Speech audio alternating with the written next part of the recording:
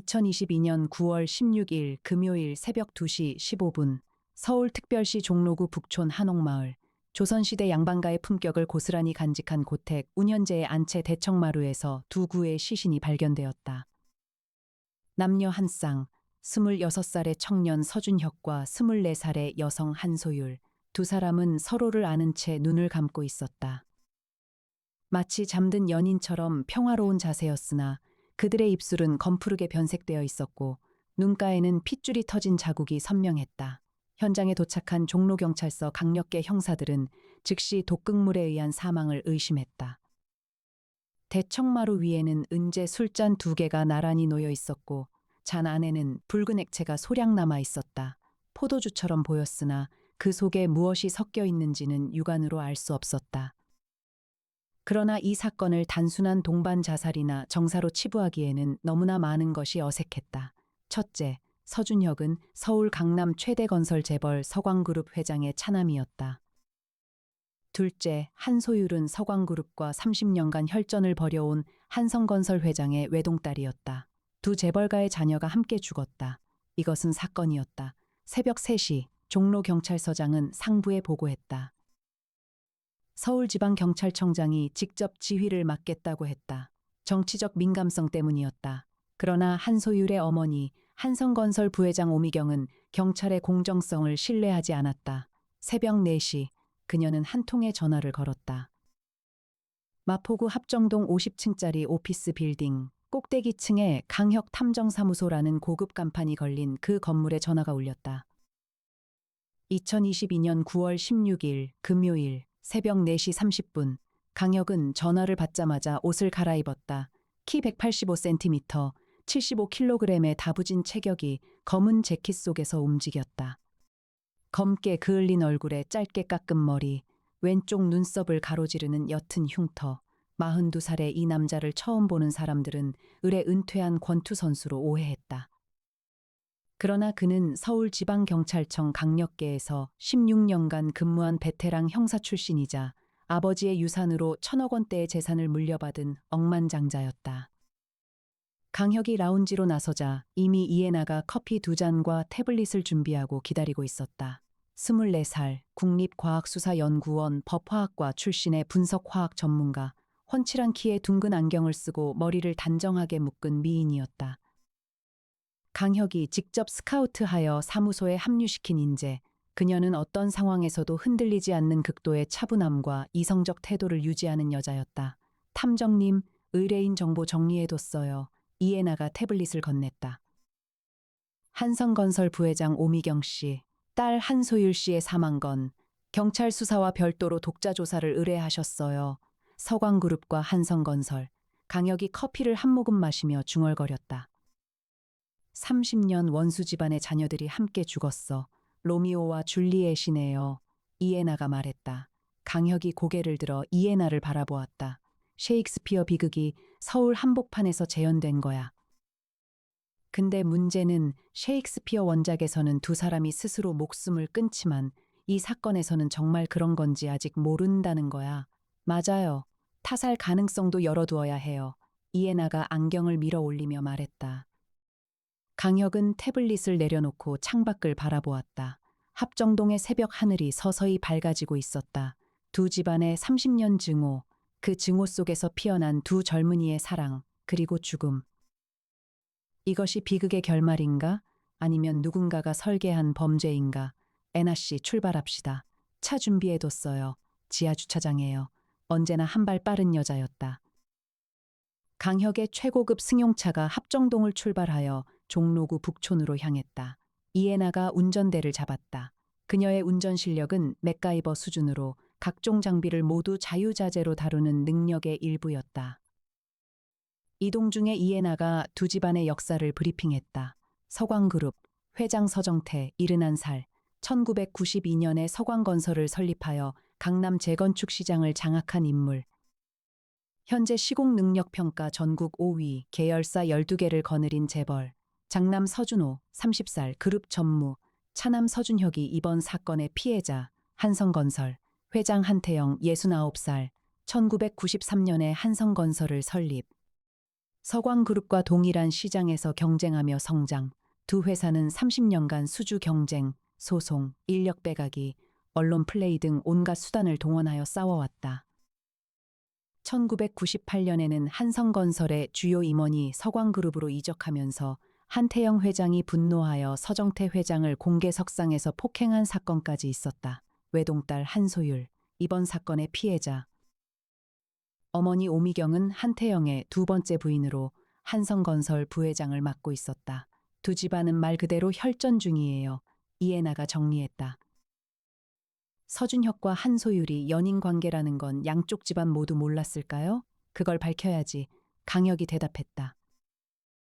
2022년 9월 16일 금요일 새벽 5시 20분 북촌 한옥마을의 고택 운현재는 종로구 개동길 깊숙이 자리한 조선 후기 양반가 건축물이었다. 현재는 문화재로 지정되어 있었으나 야간에는 관리인 없이 비어있는 상태였다. 경찰 과학수사대가 이미 현장을 봉쇄하고 있었다. 강혁은 종로경찰서 강력계 박 반장과 인사를 나누었다. 형사 시절 후배였다. 혁이 형 오랜만이에요. 상태가 어때? 깔끔해요. 너무 깔끔해서 오히려 이상할 정도. 외부 침입 흔적 없고 문은 안에서 잠겨 있었어요. 발견자는 새벽 1시에 순찰 돌던 문화재 관리 직원이에요. 안채에서 불빛이 보여서 들여다봤다가 발견한 거예요. 강혁은 현장으로 들어갔다. 형사 시절의 버릇이 자동으로 작동했다. 있는 것, 없는 것, 어색한 거, 있는 것.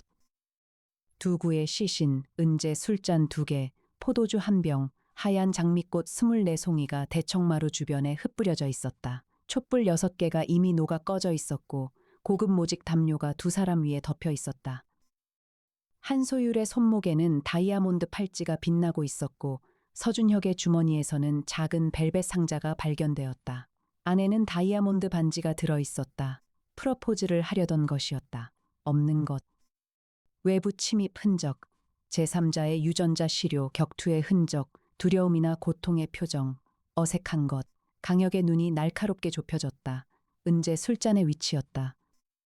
두 잔이 나란히 놓여 있었는데 두 잔 모두 피해자들의 오른손 바로 옆에 있었다. 그러나 서준혁은 왼손잡이였다. 강혁은 시신의 손을 자세히 살폈다. 서준혁의 왼손에 펜을 쥐었던 굳은 살이 있었다. 왼손잡이가 오른쪽에 잔을 놓을 리가 없었다. 누군가가 잔을 재배치한 것이었다. 애나 씨. 강혁이 낮게 불렀다. 이애나가 다가왔다. 그녀는 이미 라텍스 장갑을 끼고 분석 키트를 열어놓고 있었다. 은재 술잔 2개의 내용물 성분 분석해줘요. 그리고 잔 표면에서 지문 채취도. 피해자 것 외에 다른 지문이 있을 거야. 알겠어요, 탐정님. 이애나는 즉시 작업에 들어갔다. 강혁은 대청마루 기둥에 등을 기대고 생각에 잠겼다. 프러포즈를 하려던 남자. 장미꽃을 준비한 연인. 이들은 이 밤을 축하의 밤으로 계획했을 것이다. 죽으려고 온 게 아니다. 2022년 9월 16일 금요일 오전 10시 강혁탐정사무소 50층 회의실. 강혁과 이애나는 의뢰인 오미경 부회장과 마주 앉았다. 오미경은 52살의 단아한 여성이었으나 밤새 울어부은 눈과 굳은 입술이 그녀의 고통을 말해주고 있었다. 제 딸은 자살할 아이가 아닙니다. 오미경의 목소리는 떨렸지만 단호했다. 소율이는 밝고 긍정적인 아이였어요. 3달 전에 유학에서 돌아와서 매일 웃는 얼굴이었어요. 따님이 서준혁 씨와 교제하고 있다는 건 알고 계셨습니까? 오미경의 눈에 당혹감이 스쳤다. 아니요, 전혀 몰랐어요. 어젯밤 경찰에게 들었을 때 믿을 수가 없었어요. 하필이면 서광집 아들이라니. 한태영 회장님은 아십니까? 남편은 지금 제정신이 아니에요. 딸이 죽었다는 것도 충격인데 서광집 아들과 사귀고 있었다는 것까지. 지금 병원에 입원해 계세요. 서광그룹 쪽에서는 연락이 왔습니까? 서정태 회장 측에서 오늘 아침에 조문 연락을 했어요. 하지만 남편이 거부했어요. 오미경이 한숨을 쉬었다. 30년 동안 원수처럼 살아온 집안이에요. 아이들이 죽은 이 마당에도 화해가 안 되는 거예요. 강혁은 고개를 끄덕였다. 두 집안의 증오는 뿌리가 깊었다. 그 증오의 그늘에서 두 젊은이가 몰래 사랑을 키웠고 결국 죽음에 이르렀다. 그러나 강혁의 직감은 이것이 단순한 동반 정사가 아니라고 말하고 있었다. 부회장님, 한 가지 여쭙겠습니다. 따님의 사망으로 이득을 보는 사람이 있습니까? 오미경의 눈이 커졌다. 잠시 침묵한 뒤 그녀가 입을 열었다. 한성건설의 지분 구조를 말씀하시는 건가요? 네. 소유리는 제 지분 20%를 상속받을 유일한 자녀였어요. 소유리가 죽으면 그 지분은 남편에게 돌아가요. 그런데 오미경이 말을 멈추었다. 남편의 전처 소생 아들이 있어요. 한준서 34살. 한성건설 상무. 그 아이가 소유리를 좋아하지 않았습니까? 찡호했어요. 2022년 9월 16일 금요일 오후 3시 사무소 실험실에서 이에나의 분석 결과가 나왔다.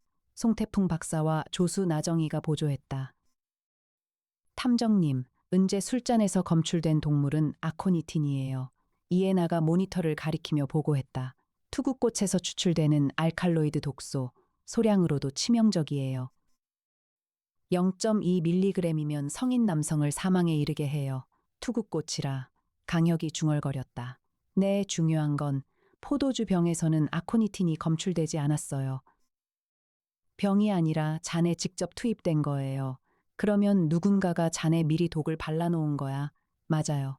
그리고 한 가지 더. 이에나의 목소리가 낮아졌다. 두 잔 모두에서 독이 검출됐어요. 그런데 농도가 달라요. 서준혁 씨의 잔에는 치사량의 3배, 한소율 씨의 잔에는 치사량의 2배가 들어있었어요. 농도가 다르다? 그건 범인이 두 사람 모두를 확실하게 죽이려 했다는 뜻이야. 그런데 왜 농도를 다르게 했을까? 체중 차이를 고려한 것일 수도 있어요. 서준혁 씨가 80kg, 한소율 씨가 52kg니까 강혁의 눈이 번뜩였다. 두 사람의 체중을 정확하게 아는 사람이 범인이야. 가까운 사람이라는 뜻이지.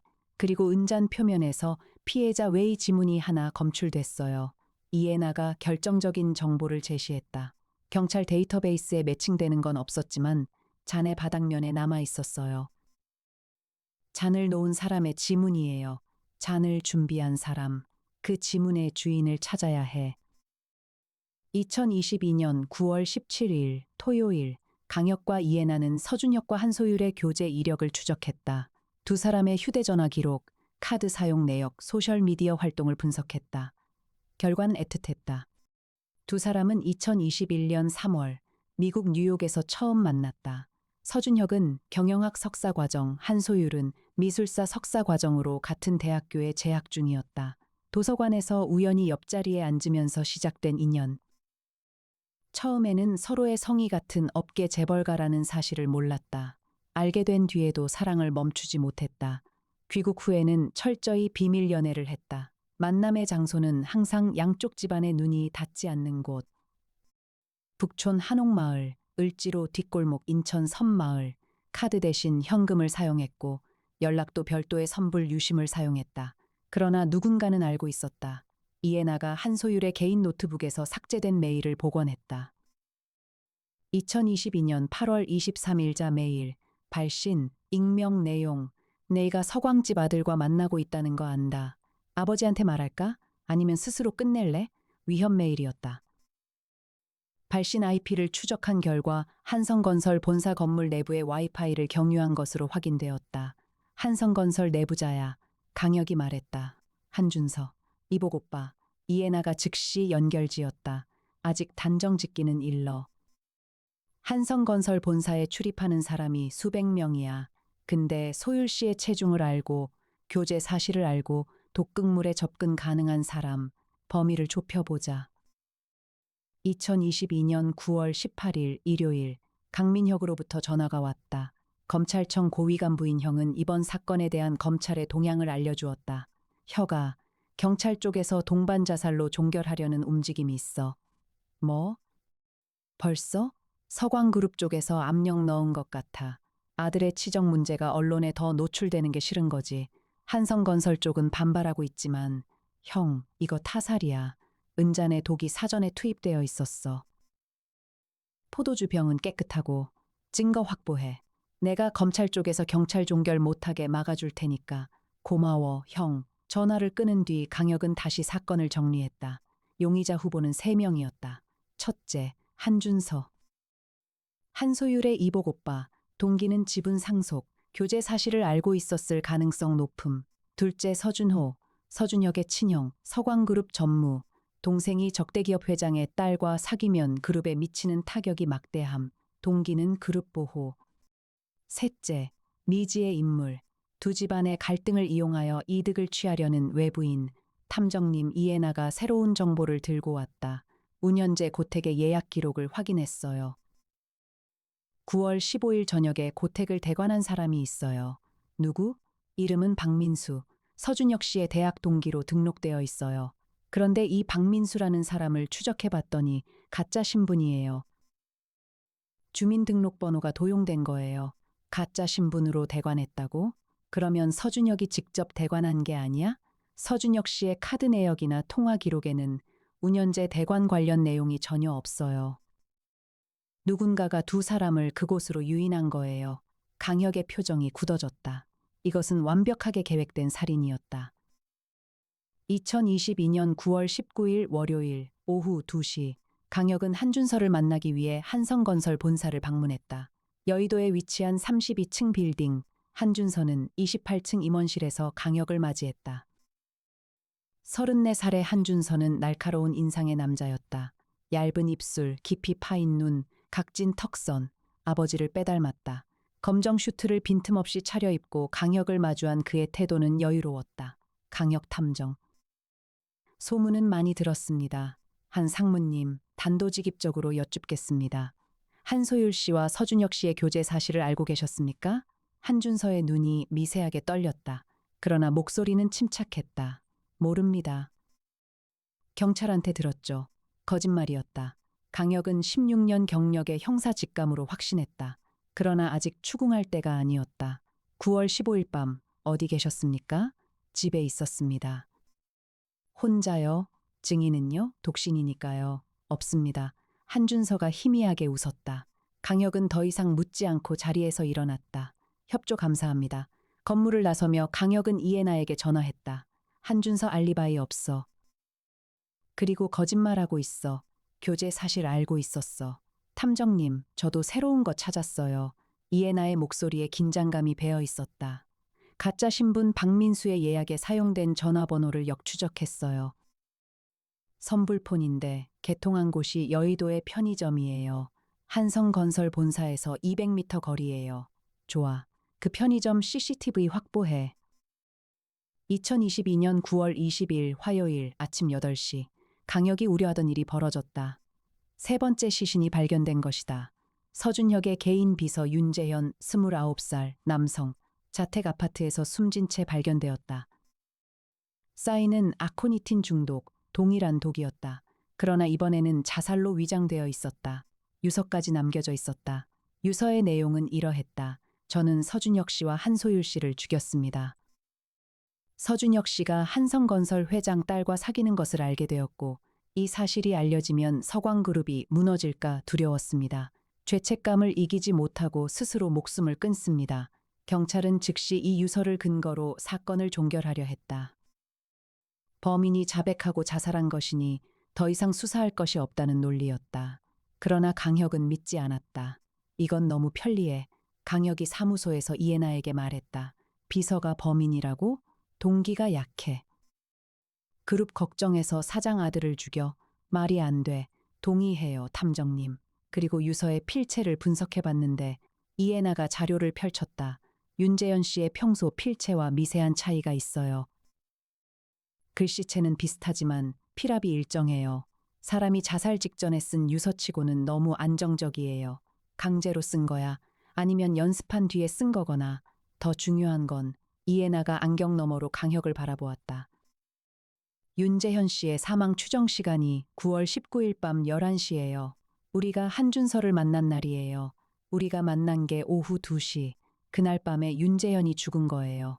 강혁의 등골이 서늘해졌다. 한준서를 만난 직후 증거인멸이 시작된 것이었다.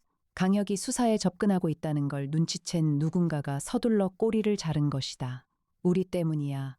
강혁의 목소리가 무거웠다. 아니에요, 탐정님. 이해나가 단호하게 말했다. 우리가 없어도 이 사람은 죽었을 거예요. 범인에게 윤재현은 처음부터 희생양이었어요. 2022년 9월 21일 수요일 새벽 1시 강혁은 잠을 이루지 못했다. 세 사람이 죽었다. 두 명은 사랑했기 때문에, 한 명은 진실을 알았기 때문에.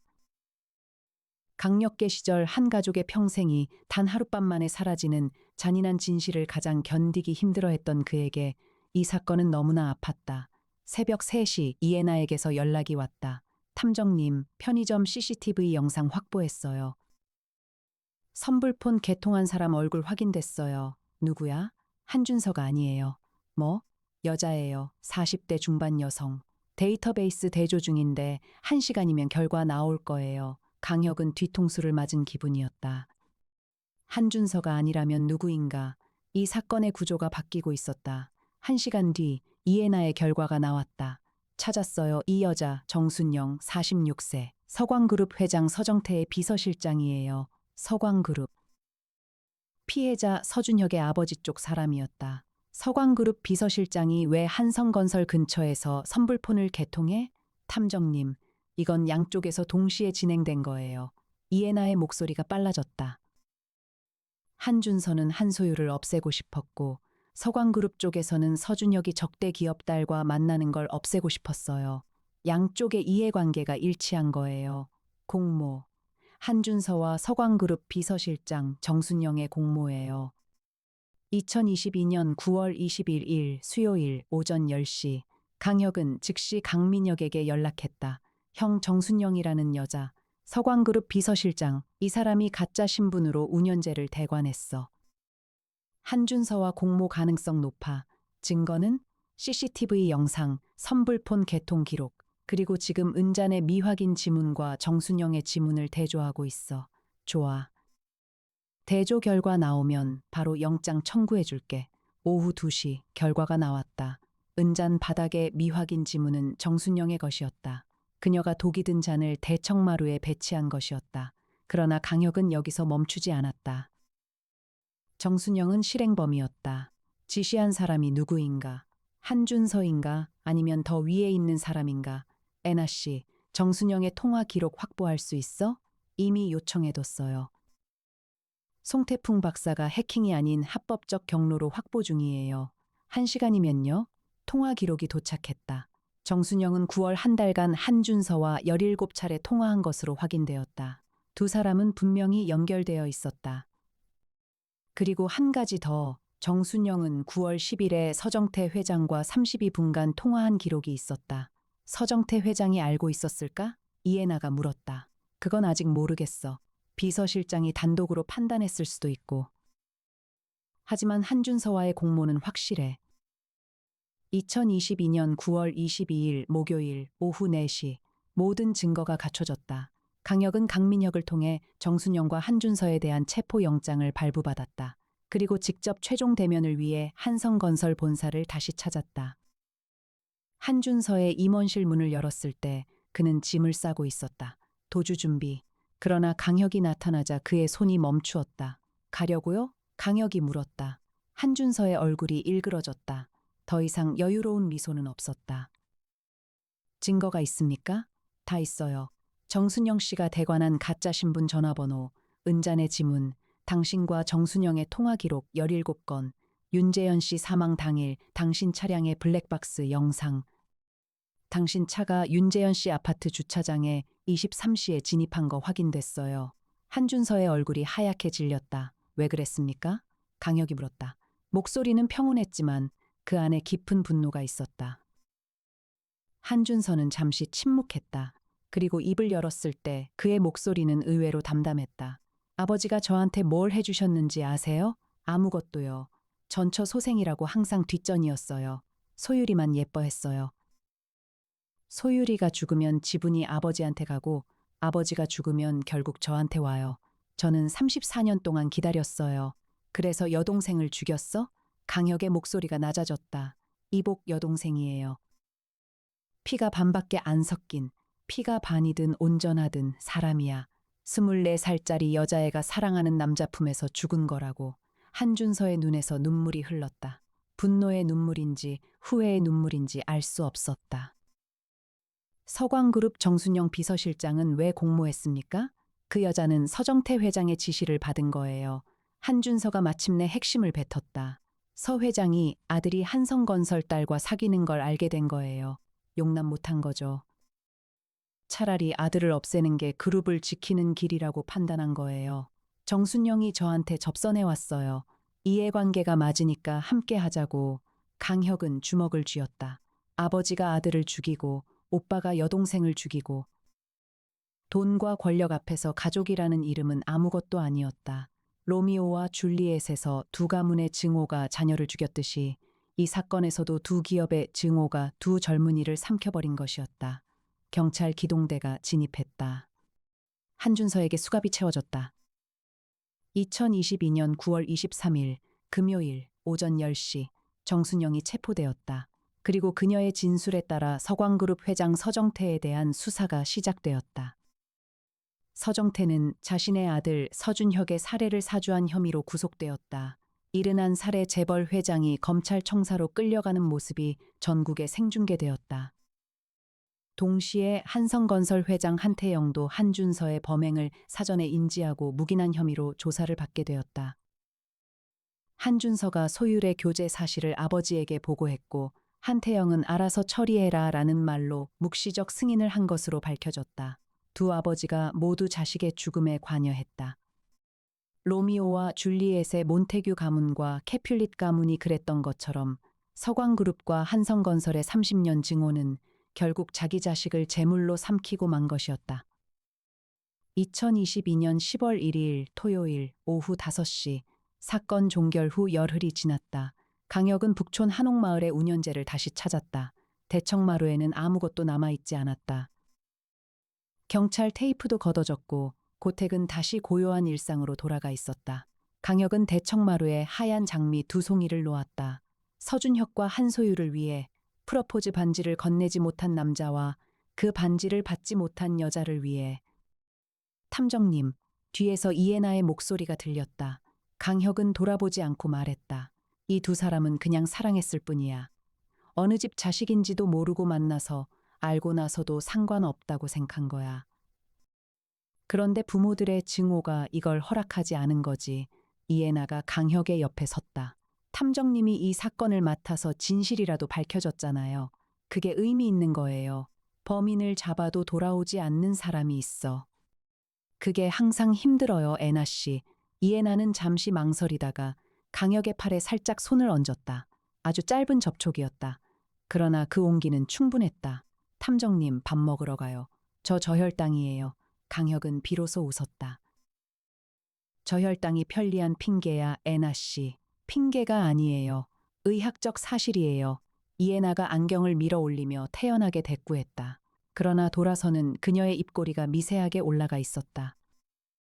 두 사람은 나란히 북촌 골목을 걸어 내려갔다. 가을 햇살이 한옥지붕 위로 쏟아지고 있었다. 이 골목 어딘가에서 서준혁과 한소율도 이렇게 나란히 걸었을 것이다. 손을 잡고 미래를 꿈꾸며.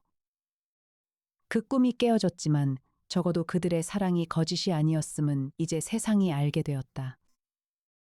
2022년 10월 15일 토요일 서광그룹 회장 서정태는 살인교사 혐의로 구속 기소되었다. 한성건설 상무 한준서는 살인 및 증거인멸 혐의로 구속 기소되었다. 정순영 비서실장은 살인 공동정범으로 기소되었다. 재판은 세간의 이목을 집중시켰다. 언론은 이 사건을 현대판 로미오와 줄리엣이라 불렀다.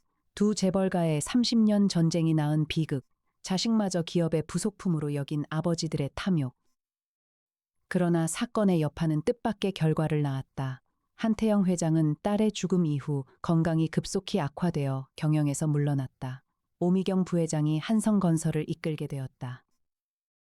그리고 오미경은 첫 번째 공식 발표에서 서광그룹과의 모든 법적 분쟁을 철회하겠다고 선언했다. 더 이상 싸우지 않겠습니다. 제 딸과 그 아이가 사랑한 청년의 죽음을 헛되이 하지 않겠습니다. 30년의 증오가 멈추었다. 두 젊은이의 죽음으로 셰익스피어가 400년 전에 쓴 비극의 결말과 같았다.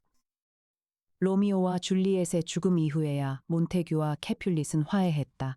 서준혁과 한소율의 죽음 이후에야 서광그룹과 한성건설은 전쟁을 멈추었다.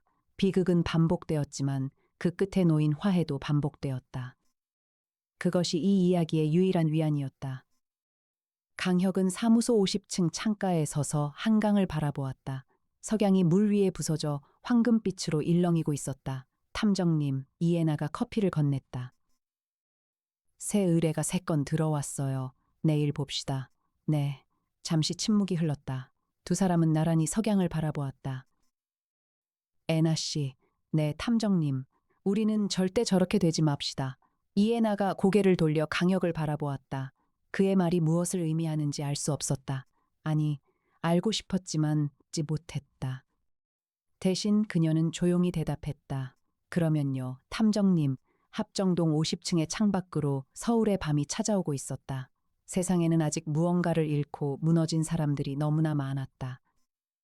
강혁 탐정사무소는 내일도 그들을 위해 문을 열 것이었다. 그것이 강혁이 존재하는 이유였다.